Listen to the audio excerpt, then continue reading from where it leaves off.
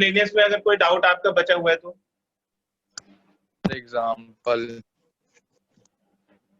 Example number बोलो बेटा।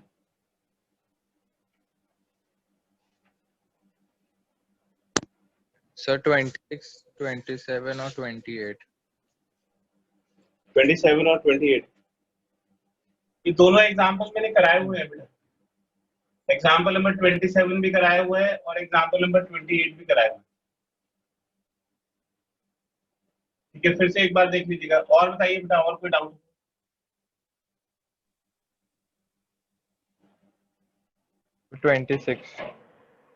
Example number 26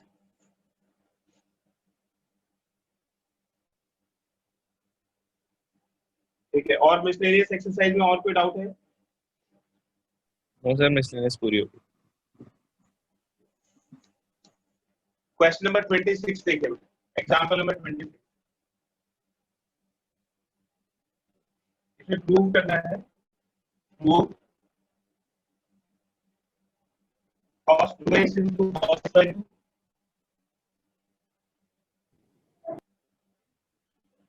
minus cos 3x into cos 9x by 2 is equal to sin 5x। तो देखिए ये जो है कॉस वाले जो टर्म्स हैं ये प्रोडक्ट में है, मल्टीप्लिकेशन में लिखे हुए हैं। तो प्रोडक्ट के लिए हमारे पास क्या फॉर्मूला होता है? प्रोडक्ट के लिए ये फॉर्मूला होता है 2 cos a cos b is equal to cos a plus b plus cos a minus b।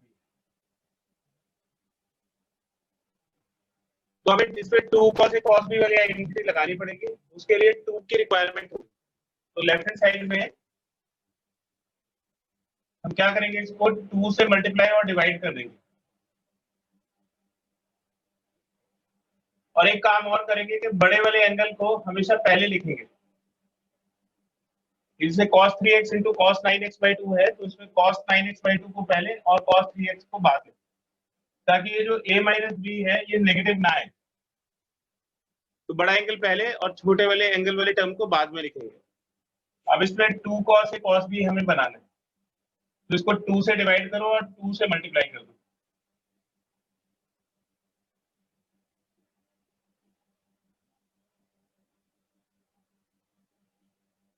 तो इस पूरे एक्सप्रेशन को हमने 2 से मल्टीप्लाई किया और 2 से डिवाइड कर दिया।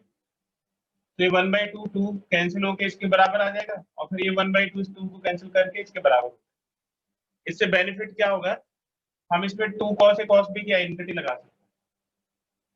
तो 2 cos a cos b की आइडेंटिटी लगाई तो 2 cos a cos b हो जाएगा cos a plus b plus cos a minus b।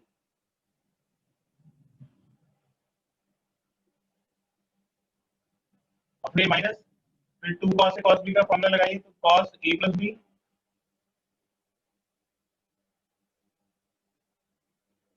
Plus cos a minus b।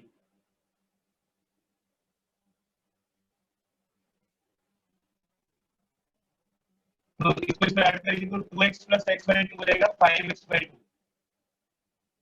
और फिर 4x minus x cos 3x by 2।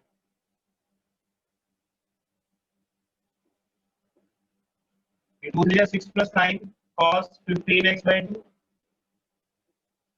और ये 2 3 6 तो 9 minus 6 हो जाएगा cos 3x by 2।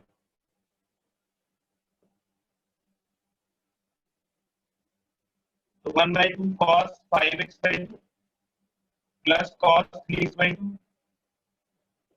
फिर ब्रैकेट ओपन कर दीजिए तो cos 15x by 2 नेगेटिव हो जाएगा और ये भी नेगेटिव हो जाएगा माइनस cos 3x by 2।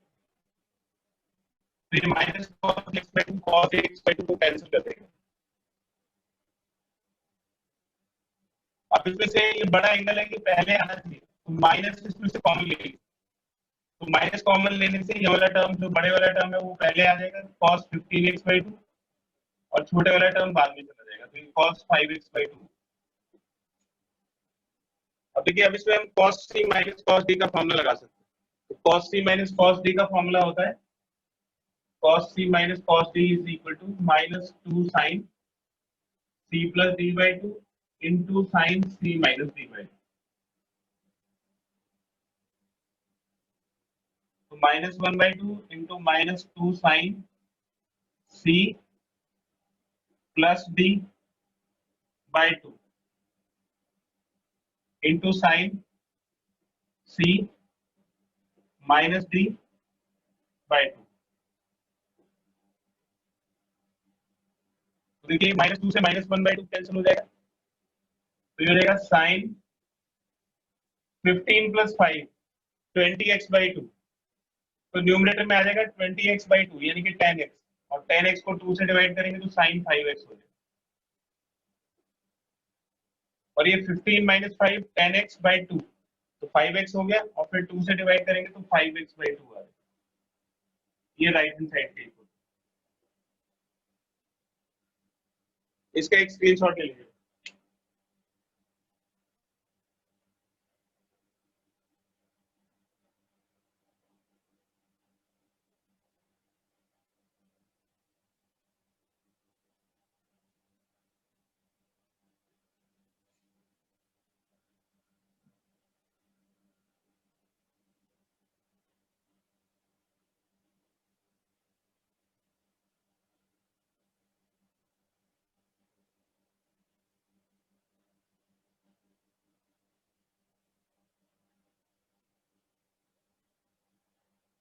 उसके बाद है एग्जाम्पल नंबर 27।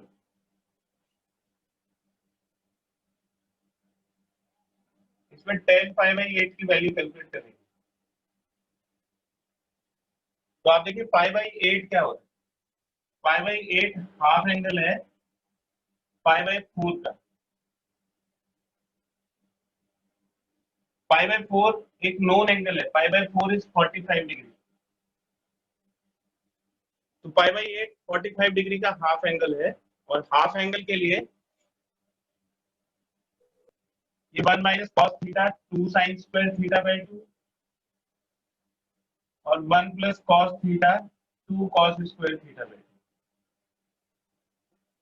तो अगर साइन थीटा बाई 2 चाहिए तो ऊपर वाला फॉर्मूला लगाएंगे, कॉस थीटा बाई 2 चाहिए तो नीचे वाला फॉर्मूला, और अगर इन दोनों को डिवाइड कर दूं 1 minus cos theta upon 1 plus cos theta, तो ये tan स्क्वायर थीटा बाई 2 बन जाएगा।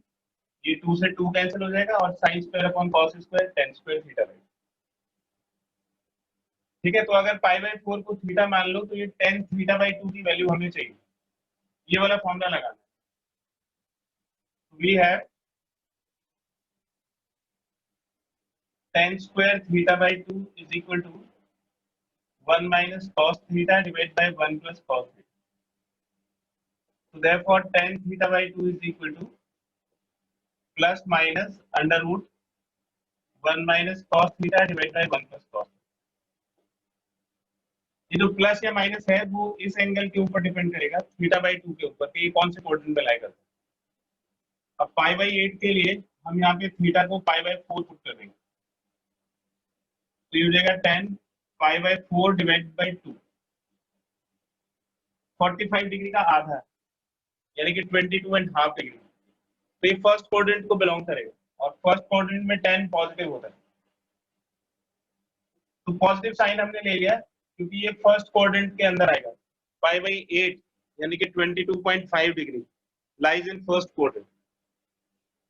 तो यहाँ पे थीटा की वैल्यू π/4 पुट कर दीजिए, तो 1 minus cos π/4 divide by 1 plus cos π/4। तो ये हो गया tan π/8 is equal to under root cos π/4 की वैल्यू 1/√2 और ये 1 प्लस 1/√। तो ये अंडर√2 माइनस 1/√2 और नीचे हो जाएगा अंडर√2 प्लस 1/√2। ठीक है, एलसीएम लेके इसको सॉल्व कर देंगे, तो ये अंडर√2 से अंडर√2 कैंसिल हो जाएगा।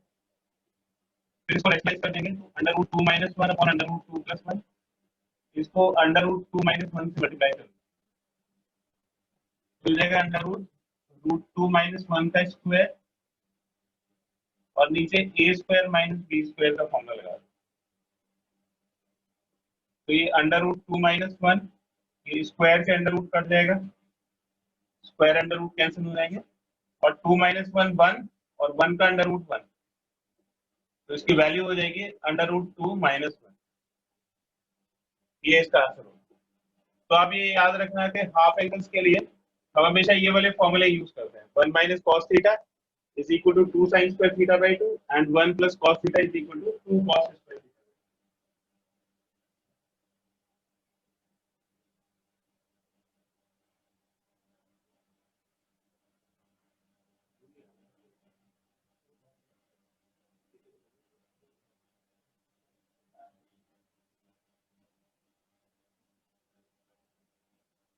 इसका एक स्क्रीनशॉट ले लीजिए।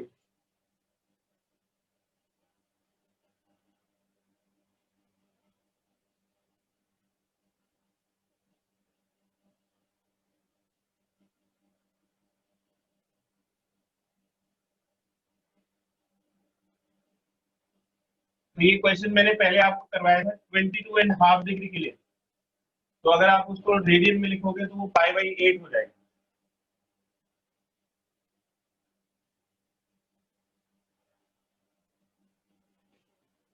एग्जाम्पल नंबर 28 देखिए,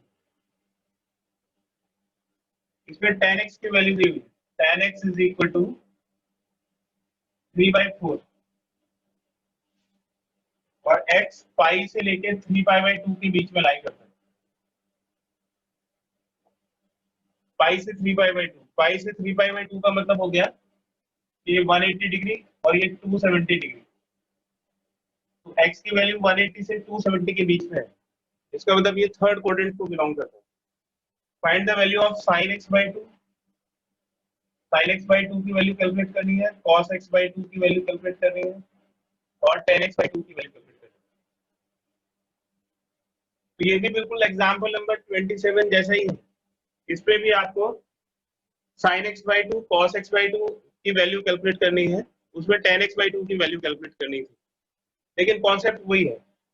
हाफ एंगल्स के लिए आप यही वाले फॉर्मूले लगाएंगे, 1 minus cos x is equal to 2 sine square x/2, इससे आपको sin x/2 की वैल्यू मिल जाएगी, और 1 plus cos x is equal to 2 cos square x/2। तो अगर आपको हाफ एंगल्स की रिक्वायरमेंट है तो cos x कैलकुलेट करना पड़ेगा। तो अगर हाफ एंगल्स ट्रिग्नोमेट्रिक रेशियोज निकालने हैं तो cos x इंपॉर्टेंट है, लेकिन इस क्वेश्चन में आपको tan x की वैल्यू दी हुई है, तो सबसे पहले तो आप tan x से cos x कैलकुलेट करोगे, और जब cos x आ जाएगा तब आप ये वाले फॉर्मूले लगाओगे तो sin x/2 और cos x/2 की वैल्यू आ जाएगी।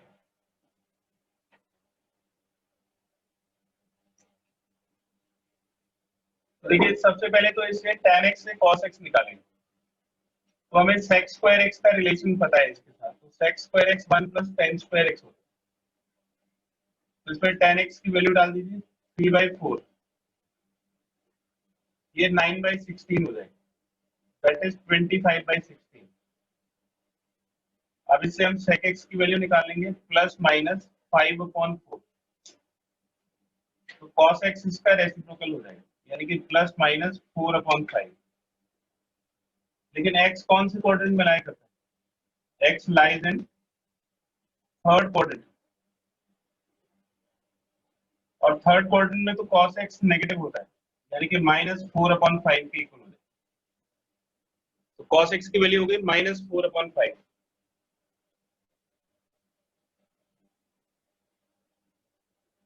ठीक है, अब हमें sin x/2 और cos x/2 की वैल्यू कैलकुलेट करेंगे, तो 1 minus cos x is equal to 2 sin square x/2।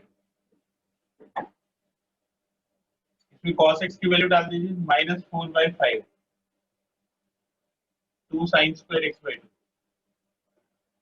तो 1 5 और ये +4, तो 9/5 हो जाएगा, 2 sin स्क्वायर x/2।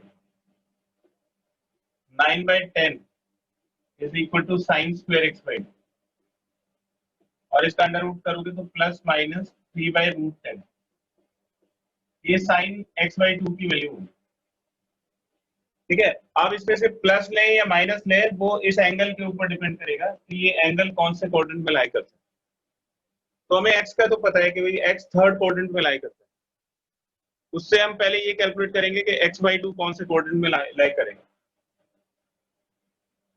तो देखिए कि जो x है वो 180 से 270 डिग्री के बीच में है, तो अगर आप इसको 2 से डिवाइड कर दोगे तो ये 90 से 135 डिग्री तक वेरी करेगा, यानी कि जो x/2 है that lies in second quadrant.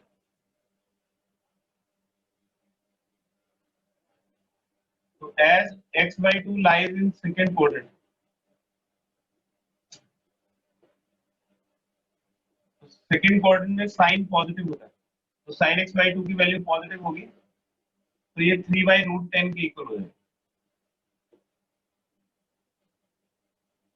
ठीक है, अब 1 + cos x, ये वाला फॉर्मूला लगाएंगे तो cos x/2 की वैल्यू आएगी। इसका एक स्क्रीनशॉट ले लीजिए, आगे करते हैं इसको।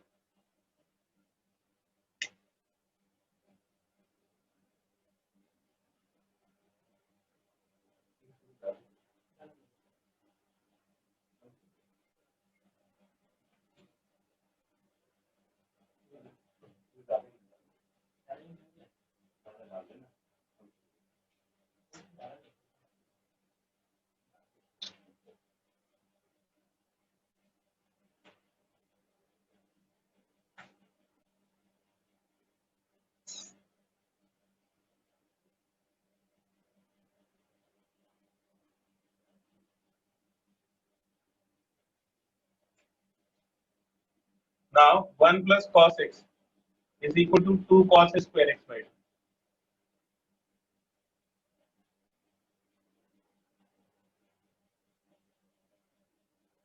cos x की वैल्यू थी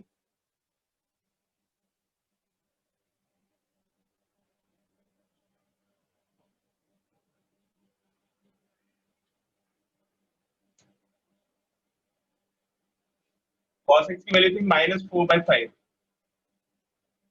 is equal to 2 cos square x/2, और ये 5 - 4 1/5 is equal to 2 cos square x/2, 1/10 is equal to cos square x/2, तो हो जाएगा +-1/√10 is equal to cos x/2. x/2 lies in second quadrant, और second quadrant में cos की value होती है नेगेटिव, तो cos x/2 हो जाएगा -1/√10। ठीक है, अब साइन और cos की वैल्यू हमें मिल गई, तो उससे हम tan x/2 की वैल्यू निकाल सकते हैं।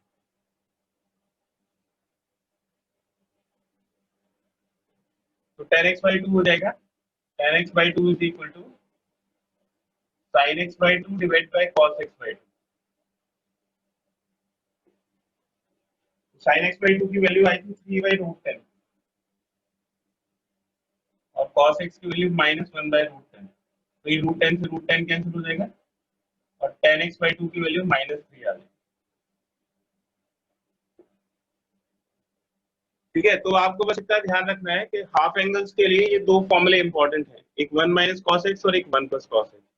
तो सबसे पहले cos x निकालिए और ये फॉर्मूले लगा दीजिए, और जब sin x/2 और cos x/2 में ये प्लस माइनस में से किसी एक को सिलेक्ट करना पड़ेगा, तो उसके लिए आपको x/2 का कोऑर्डिनेट कैलकुलेट करना पड़ेगा कि x/2 किस कोऑर्डिनेट को बिलोंग करता है।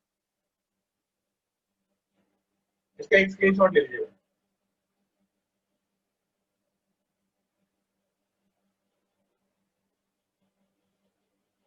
और देख लीजिए बेटा, अगर किसी को मिसलेनियस में कोई डाउट है तो बताइए जरा, नहीं तो मैं फिर एक्सरसाइज 3.4 स्टार्ट कर।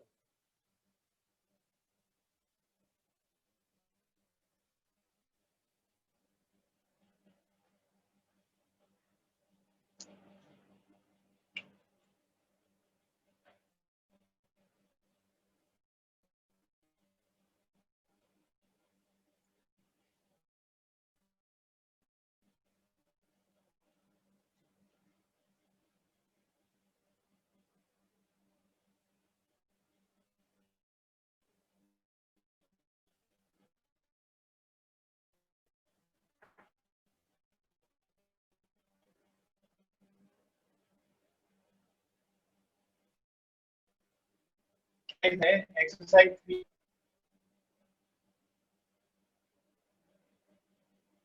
Trigonometric equation.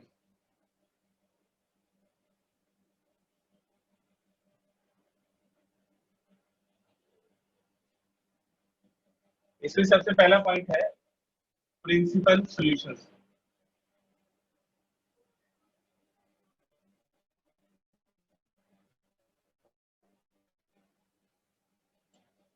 तो ये वो सॉल्यूशंस होता है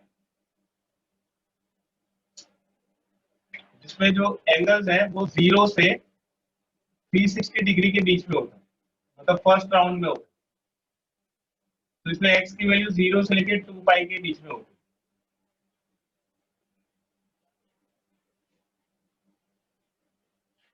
देखिए 0 ऐसे स्टार्ट होगा, ये 2 पाई तक जाएगा।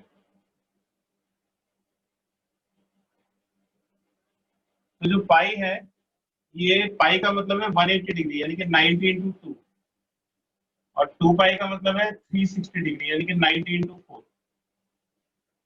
तो हम क्या करते हैं कि इसको 90 डिग्री को नहीं लिख रहे हैं और 270 डिग्री को नहीं लिख रहे हैं। तो एंगल की कैलकुलेशन करते हुए हम इवन मल्टीपल्स को यूज करते हैं ताकि ट्रिग्नोमेट्रिक रेशियोज की वैल्यू चेंज ना हो। तो अगर फर्स्ट क्वाड्रेंट का जो एंगल है, अगर हम उसको थीटा से डिनोट करते हैं, तो उसी वैल्यू के लिए ये वाला जो एंगल जो सेकंड क्वाड्रेंट में लाई करेगा वो पाई माइनस थीटा से डिनोट करा जाएगा, क्योंकि वो पाई से कम हो, और पाई से इसमें कोई फर्क नहीं पड़ेगा क्योंकि पाई इवन मल्टीपल है, तो वो ट्रिग्नोमेट्रिक रेशियो को चेंज नहीं करेगा। और थर्ड क्वाड्रेंट में अगर इसी को देखेंगे तो ये पाई प्लस थीटा हो जाएगा। और फोर्थ क्वाड्रेंट में अगर उसी वैल्यू के लिए देखेंगे तो ये x is equal to 360 minus theta यानी कि 2 पाई माइनस थीटा होगा। 0 से नीचे नहीं जा सकते, 0 माइनस थीटा इसको नहीं लिख सकते क्योंकि x की जो वैल्यू है वो 0 से 360 के बीच में होगी, तो इसलिए 360 माइनस थीटा लिखें। तो ये फॉर्मूले आपको याद रखने हैं। फर्स्ट क्वाड्रेंट के लिए थीटा अगर है तो सेकंड क्वाड्रेंट के लिए pi minus theta, third quadrant के लिए पाई प्लस थीटा, और फोर्थ क्वाड्रेंट के लिए 2 पाई माइनस थीटा। एक एग्जांपल से क्लियर हो जाएगा, जैसे find principal solution. Find principal solution आपको दिया हुआ है tan x is equal to minus root 3। इसके प्रिंसिपल सॉल्यूशन हमें पता करना है। तो सबसे पहले तो डिसाइड करिए कि tan x की वैल्यू नेगेटिव कौन कौन से क्वाड्रेंट में होती है। तो ये रूल होता है ASTC। तो tan इसमें पॉजिटिव होगा, tan इसमें पॉजिटिव होगा, tan इसमें नेगेटिव होगा और इसमें नेगेटिव। तो दो क्वाड्रेंट हो गए, एक तो ये वाला क्वाड्रेंट हो गया, इसमें tan आपको नेगेटिव मिलेगा, और एक फोर्थ क्वाड्रेंट हो गया, इसमें tan आपको नेगेटिव मिलेगा। तो इसको हम किस तरह से लिखेंगे, देखिए tan x is equal to minus root 3 है। पहले तो रूट 3 को देखिए कितने डिग्री की वैल्यू होती है, 60 डिग्री की वैल्यू होती है, तो इसको हम tan 60 लिख देंगे। अब ये जो माइनस है इसको हमें एंगल के साथ ही इंक्लूड करना है, मतलब इस नेगेटिव वैल्यू के लिए हमें देखना है कि एंगल कौन से क्वाड्रेंट में लाई करेगा। तो इसके लिए आप इसको दो क्वाड्रेंट में लिख सकते हो, एक तो सेकंड क्वाड्रेंट के लिए तो पाई माइनस, और एक फोर्थ क्वाड्रेंट के लिए 2 पाई माइनस। तो देखिए सेकंड क्वाड्रेंट के लिए तो पाई माइनस हो गया, तो इससे पता लग रहा है कि वैल्यू नेगेटिव आएगी।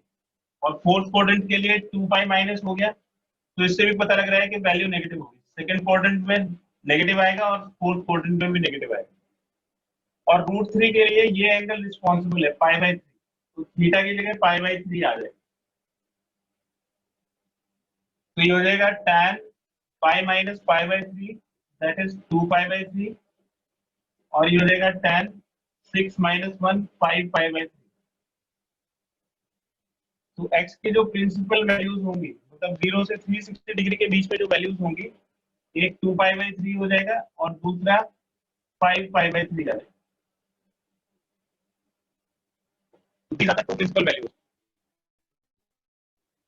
एक और एग्जांपल करते हैं, इसका एक स्क्रीनशॉट ले लीजिए।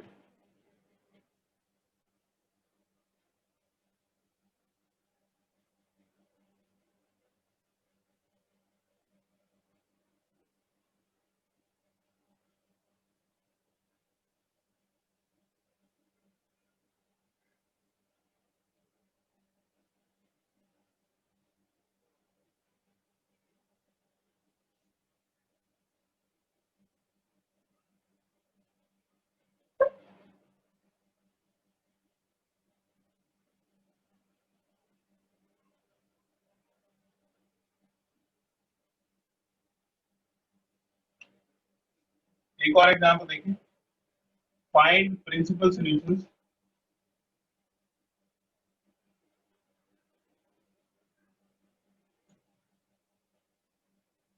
sin x is equal to 1 by 2. sin x is equal to 1 by 2 का मतलब हो गया sin 30 डिग्री पाई बाई 6। तो अब देखिए कि साइन पॉजिटिव कौन कौन से क्वाड्रेंट में हो सकता है। ये पॉजिटिव वैल्यू है तो ये फर्स्ट क्वाड्रेंट में आएगी पॉजिटिव और सेकंड क्वाड्रेंट में पॉजिटिव आएगी।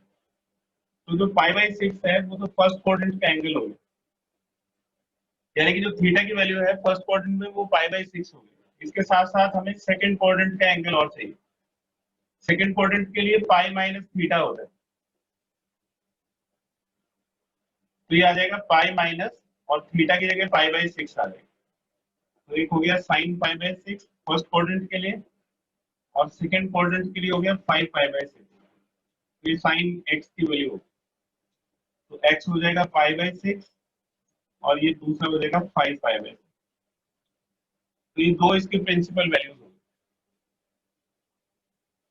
इसका एक स्क्रीनशॉट ले लीजिए बेटा।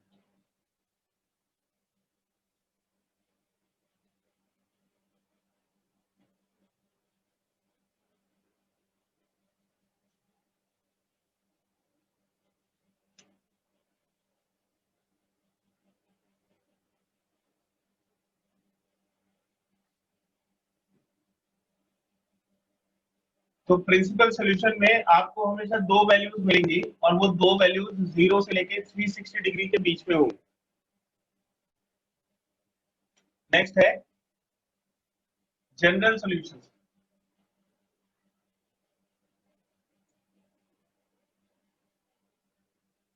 जनरल सॉल्यूशन की कैटेगरी नंबर 1 है।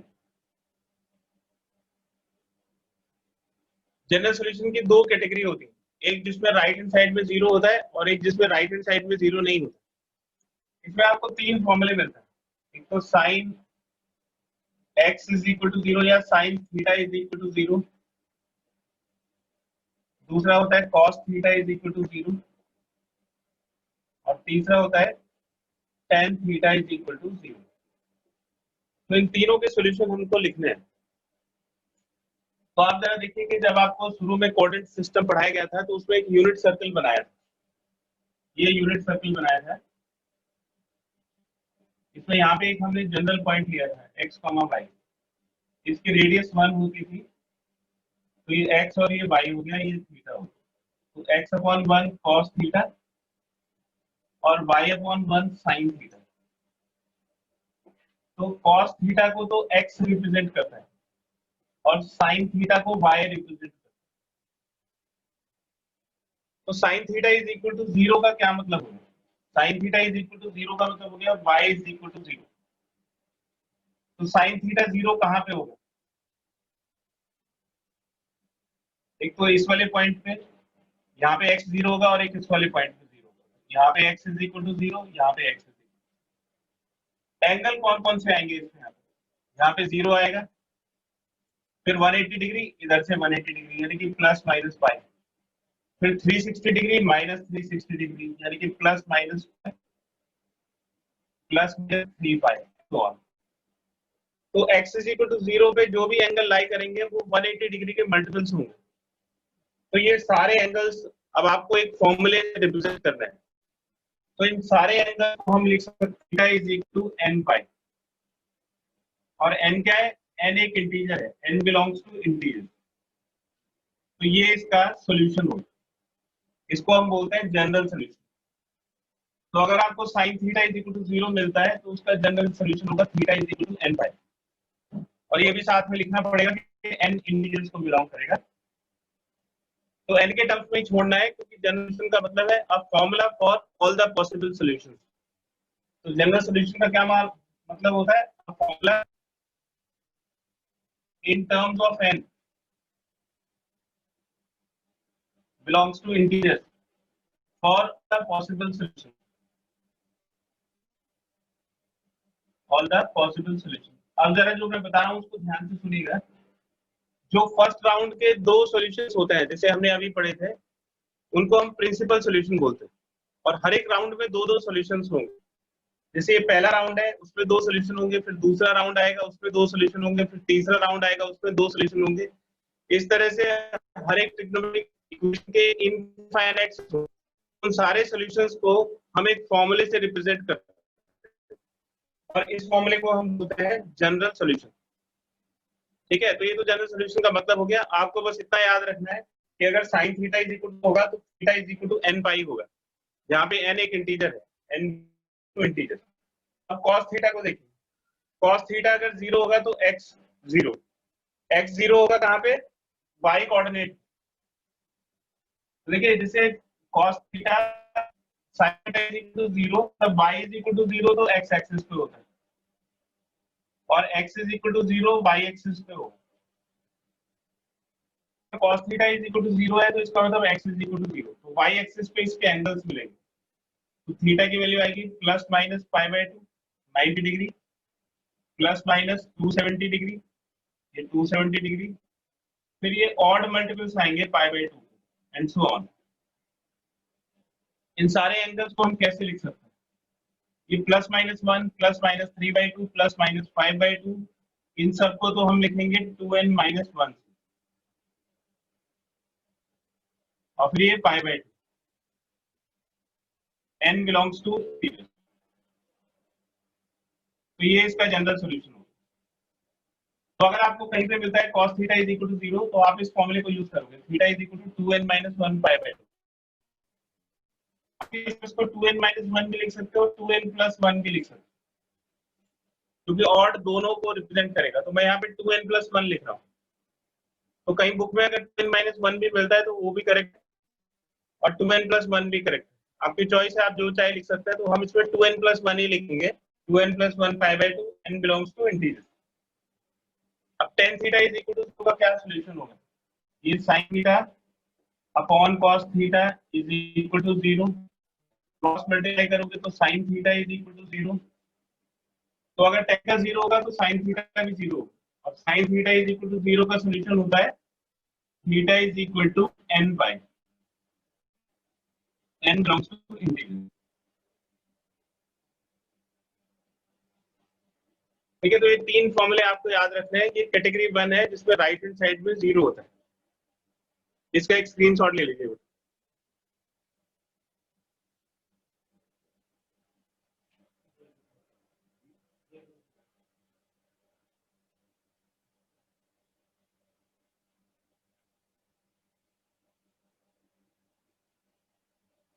ठीक है बेटा, अब मैं आपको दूसरा लिंक भेज रहा हूँ, ये टाइम खत्म होने वाला है तो मैं अभी मीटिंग एंड करके आपको दूसरा लिंक भेज रहा हूँ, फिर एक और कैटेगरी है उसको पढ़ते हैं, कैटेगरी 2।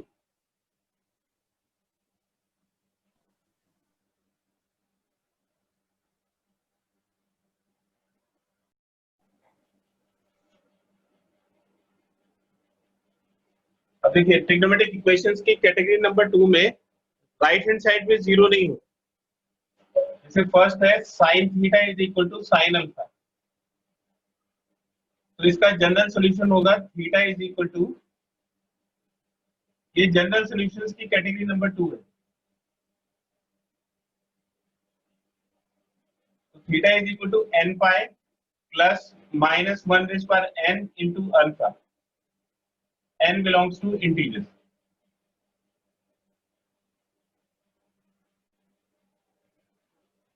ठीक है, तो आपको अगर साइन की इक्वेशन मिलती है तो लेफ्ट हैंड साइड में और राइट हैंड साइड में दोनों तरफ साइन होगा। तो आप ये वाला फॉर्मूला लगाएंगे theta is equal to n pi plus minus 1 raise power n into alpha.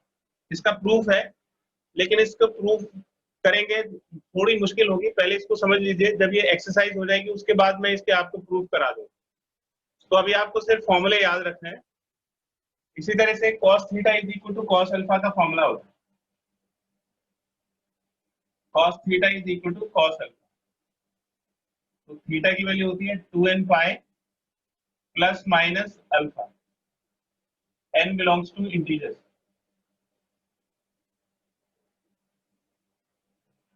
और tan theta is equal to tan alpha,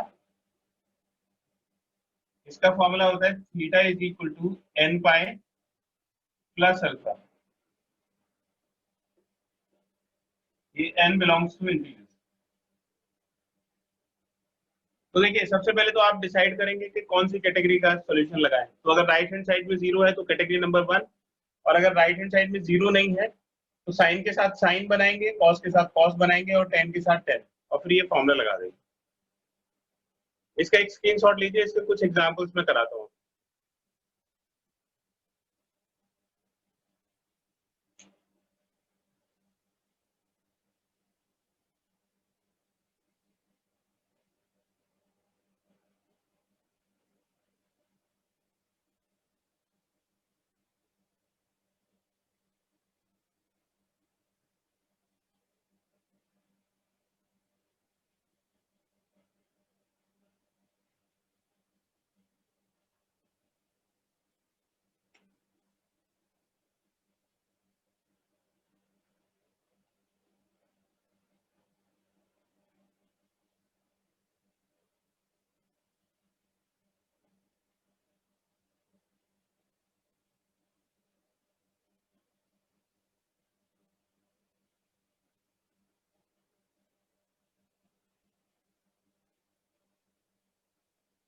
ठीक है, sine x is equal to 1/2 दिया हुआ है और इसमें आपको जनरल और प्रिंसिपल सॉल्यूशन बताने हैं।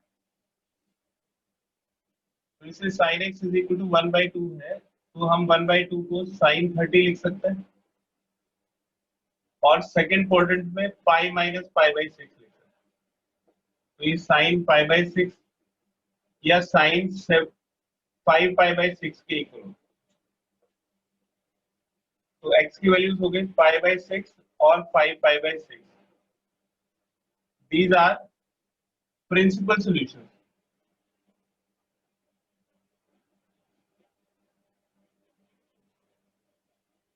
ये प्रिंसिपल सॉल्यूशन हो गया। अब ये जो sine x is equal to 1/2 है, sine x is equal to 1/2, हम इसको लिख सकते हैं sine x is equal to sine पाई/6। अब ये देखिए ये कैटेगरी नंबर 2 की ये sine theta is equal to sine alpha वाली इक्वेशन बन गई। ये थीटा हो गया, ये अल्फा हो गया, तो थीटा का फॉर्मूला हो जाएगा n pi plus -1/n into alpha. तो थीटा की जगह तो x आ जाएगा n पाई प्लस -1/n और अल्फा की जगह पाई/6 आ जाएगा। तो ये वाला जो एंगल है जो राइट हैंड साइड में आपको मिलता है ये अल्फा है, और इसके साथ साथ आप ये भी बताओगे कि n क्या चीज है। तो n बिलोंग्स टू इंटीजर। ये इसका जनरल सॉल्यूशन आ गया। अब देखिए, अब जो मैं बता रहा हूँ उसको जरा ध्यान से सुनिएगा।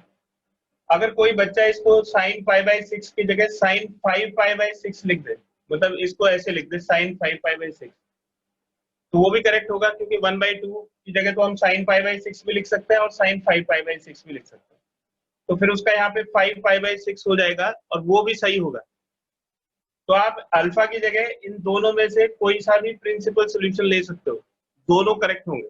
तो वो देखने में जरूर अलग लगेंगे, लेकिन जब भी आपको n की कोई वैल्यू पुट करोगे तो x की आपको सेम वैल्यू मिलेगी। ठीक है, तो आप इन दोनों में से कोई सा भी एंगल अल्फा की प्लेस पे यूज कर सकते हो, उससे कोई फर्क नहीं पड़ता। आंसर जरूर देखने में डिफरेंट लगेगा, लेकिन वो होगा वो करेक्ट। इसका एक स्क्रीनशॉट ले लीजिए।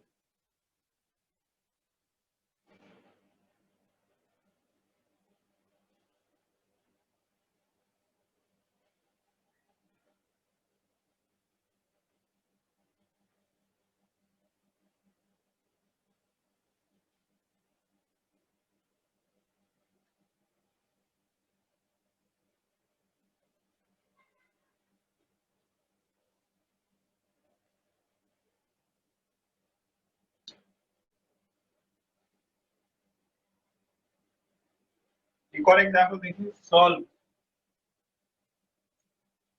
Sign 2x minus sine 4x plus sine 6x is equal to 0।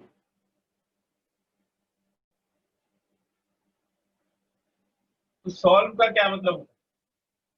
Solve का मतलब है कि इसको x की वैल्यू चाहिए। सॉल्व का मतलब है कि इसमें जो वेरिएबल है उसकी वैल्यू चाहिए। तो जितने भी पॉसिबल वैल्यूज हैं वो सारी वैल्यूज निकालनी है। तो इसलिए सॉल्व का मतलब होता है जनरल सोल्यूशन।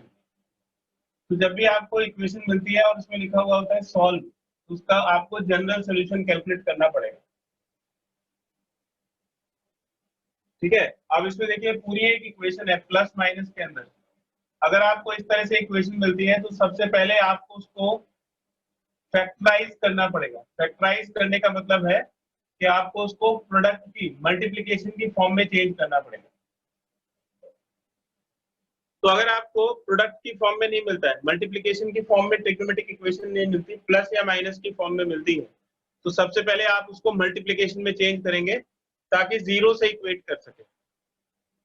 इसको ध्यान से समझिए कि मल्टीप्लिकेशन में चेंज करना क्यों जरूरी है। अगर a plus b is equal to 0 है तो आप a और b के बारे में कुछ नहीं बता सकते, लेकिन अगर a इंटू बी 0 है तो इन दोनों में से कोई एक जीरो जरूर होगा। तो इसका कोई सोल्यूशन नहीं मिल सकता। ए और बी का रिलेशन तो मिलेगा, लेकिन ए और बी की कोई वैल्यू नहीं मिल सकती आपको। लेकिन अगर a into b is equal to 0 लिखा हुआ है तो उससे ये सॉल्यूशंस मिलेंगे, इधर a इज इक्वल टू 0 और b इज इक्वल टू 0। तो इसलिए इसका सोल्यूशन कैलकुलेट करने के लिए सबसे पहले इसको प्रोडक्ट में चेंज करना जरूरी है। और हमने फॉर्मूले पढ़े हैं कि प्लस को और माइनस को प्रोडक्ट में कैसे चेंज किया जाता है। तो इसमें sine c plus sine d का फॉर्मूला लग जाएगा।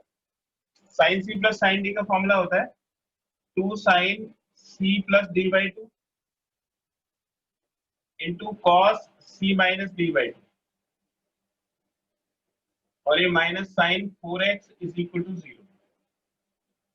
तो हो गया 2 sine 8x by 2 into cos 4x by 2 minus sine 4x is equal to 0। तो हो जाएगा 2 sign 4x cos 2x minus sine 4x is equal to 0। तो इसमें साइन 4x कॉमन निकाल लेंगे, 2 cos 2x minus 1 is equal to 0। तो sign 4x is equal to 0 हो जाएगा, या 2 cos 2x minus 1 is equal to 0 हो जाएगा। तो देखिए इसमें तो फॉर्मूला हम लगाएंगे sine theta is equal to 0 वाला। Sine theta is equal to 0 category number 1, theta n pi के इक्वल हो। तो आप देखिए ये वाला जो टर्म है ये तो थीटा की प्लेस पे आ जाएगा। तो theta is equal to n pi, और n क्या है, n इंटीजर्स को बिलोंग करेगा। लेकिन हमें वैल्यू किसकी निकालनी है, वेरिएबल की, यानी कि x की। तो 4x अगर n पाई के इक्वल होगा तो x हो जाएगा n pi by 4, n belongs to integer. ये इसका एक सोल्यूशन होगा। और दूसरा सोल्यूशन हो जाएगा cos 2x is equal to, ये उधर चला जाएगा तो 1/2, ये 1 और फिर 2 इसके नीचे चला जाएगा। cos 2x is equal to cos 60 cos pi by 3 होगा। ये कैटेगरी नंबर 2 का सोल्यूशन हो गया। इसमें ये वाला फॉर्मूला लगेगा cos theta is equal to cos alpha वाला। थीटा होता है 2n pi plus minus alpha. तो यहाँ थीटा की जगह आ जाएगा 2x is equal to 2n pi plus minus, और अल्फा की जगह पाई बाई 3, और n बिलोंग्स टू इंटीजर।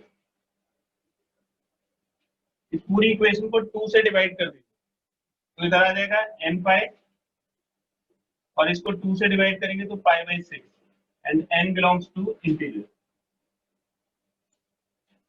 ये इसका सोल्यूशन होगा। x is equal to n pi by 4 and x is equal to n pi plus minus pi by 6। इसका एक screenshot ले लीजिए।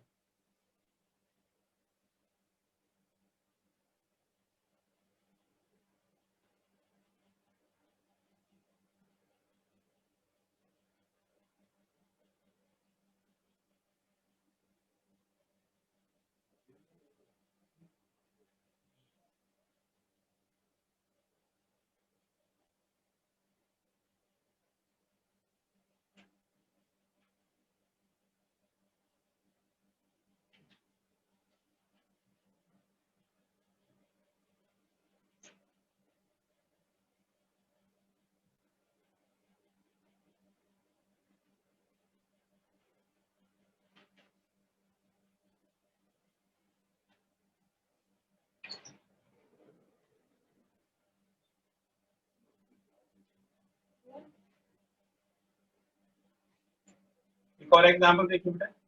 सॉल्व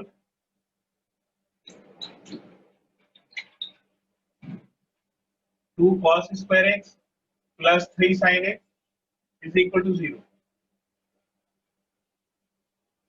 ये क्वाड्रेटिक इक्वेशन है, इसमें स्क्वायर है, तो इसमें सबसे पहले तो आपको जो भी ट्रिग्नोमेट्रिक टर्म है उसको सेम करना पड़ेगा। तो ये जो 2 cos square x plus 3 sin x is equal to 0 है, इसको cos को हम sin में चेंज कर देंगे, हो जाएगा 2 1 minus sin square x plus 3 sin x is equal to 0। तो 2 minus 2 sin square x plus 3 sin x is equal to 0। तो minus 2 sin square x plus 3 sin x plus 2 is equal to 0।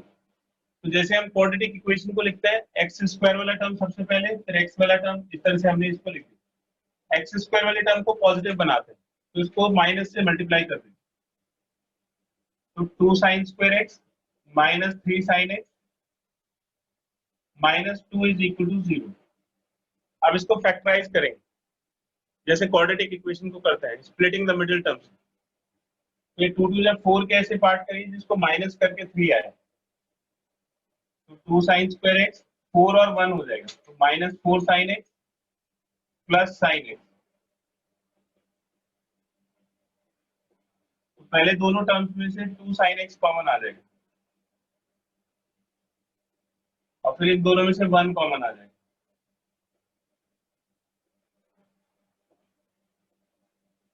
फिर sin x minus 2 common आ गया और 2 sin x plus 1 is equal to 0। तो ये हो जाएगा sin x minus 2 is equal to 0 और 2 sin x plus 1 is equal to 0।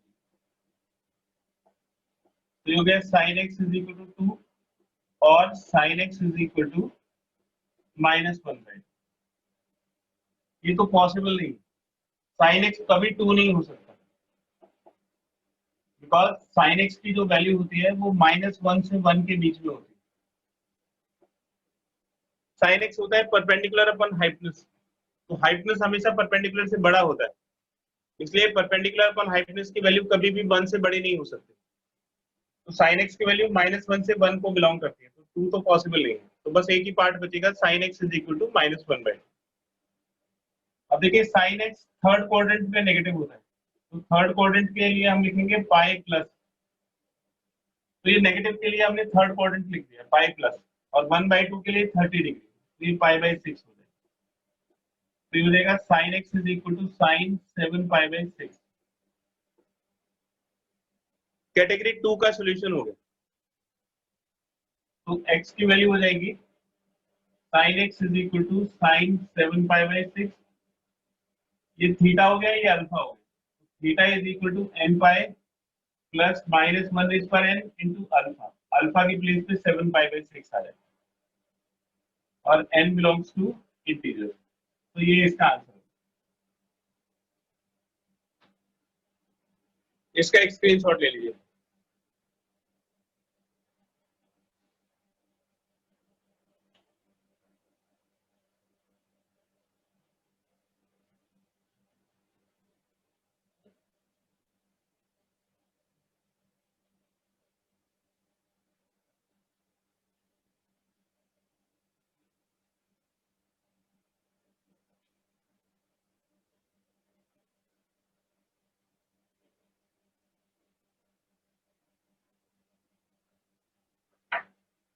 तो आज आपको करना है एक्सरसाइज 3.4 विद एग्जाम्पल।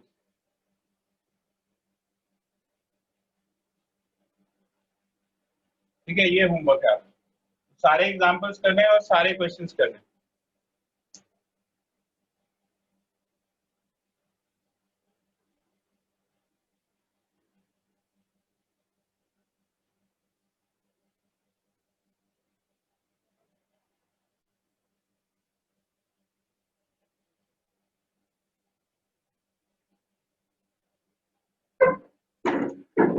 ठीक है बेटा, ये होमवर्क है, आज की क्लास यहीं पे खत्म करते हैं। Okay sir. Okay, thank you.